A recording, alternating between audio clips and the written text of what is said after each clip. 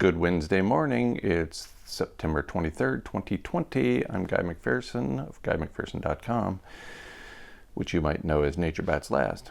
And I'm going to present a few headlines as the stock markets open in the United States and then indicate where the stock markets are headed at the open. We've reduced the production of these videos to 2 or 3 days a week instead of every weekday. And the advantage for you is you don't have to muddle through this nonsense every single weekday. The disadvantage is every one of them is longer as a result of having more information. So today's headlines go back 2 days to Monday after the close.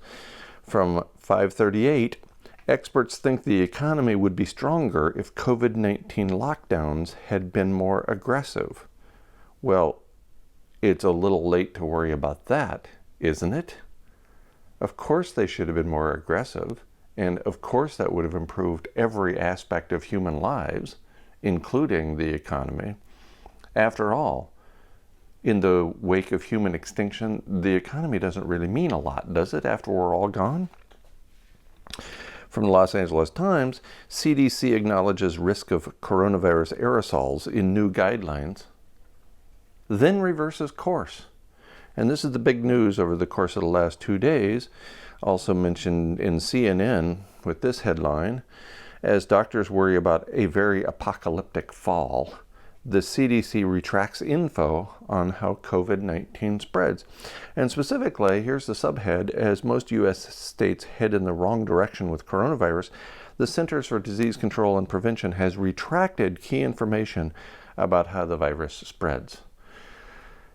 Distract and divide. The government's work is never done as long as there are people to still serve.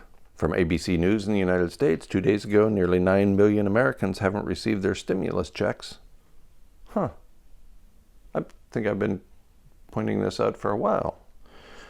Let me know if you get yours, and then it might be some indication that mine is not stuck somewhere in the system. Interestingly, I've been working with a couple of accountants who volunteered their time, and neither one of them knows what's going on with my long delayed stimulus check. Anyway, I digress. This is not about me. It's about the puppet, just to be clear. From the Wall Street Journal, laid off workers cut spending, hunt for jobs as extra unemployment benefits run out. Really? In the you couldn't have a more obvious headline category, the Wall Street Journal says laid off workers are cutting their spending because they don't have any money and they're hunting for jobs. Imagine that. From CNBC, Apple, Microsoft, Amazon, and Alphabet are buys at these levels, Jim Cramer says. Jim Cramer, who's been wrong every single time going back a decade or more about every single suggestion he has made. So if I heard that from Jim Cramer and I had any money, I'd sell short everything he said to buy. Everything.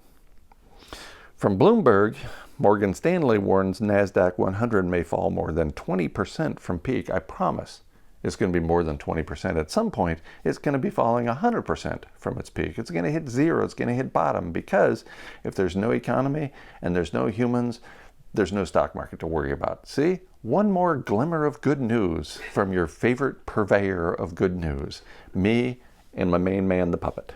Woman. It. They. We. Them.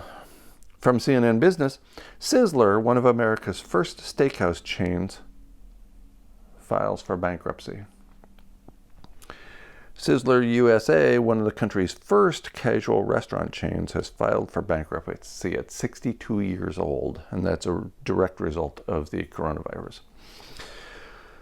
From Reuters, oil slips, unable to rebound from Monday's losses as COVID cases pick up. So even though the stock markets finished higher yesterday, oil didn't keep up.